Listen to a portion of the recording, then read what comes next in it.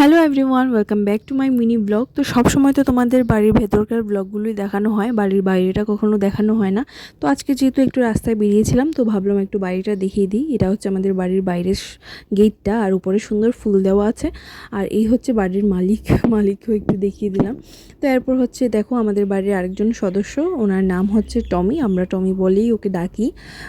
আমাদের বাড়িতেই থাকে, এই আর কি। তো এরপর ছিল হচ্ছে আমার একটা ব্যান্টো কেকের অর্ডার। এই ফার্স্ট টাইম আমি ব্যান্টো কেক সেল করেছি, আর ডিজাইনটা কেমন লাগলো তোমাদের অবশ্যই জানিও। ফার্স্ট টাইম যেহেতু করেছি অনেকটা ভুল ত্রুটি হতেও পারে, আর সিম্পলি রাখার চেষ্টা করলাম। ব্যান্টো কেকের মধ্যে তো অত বেশি ডিজাইন ভালোও লাগে না, যেহেতু একটা পুচকে একটা কেক।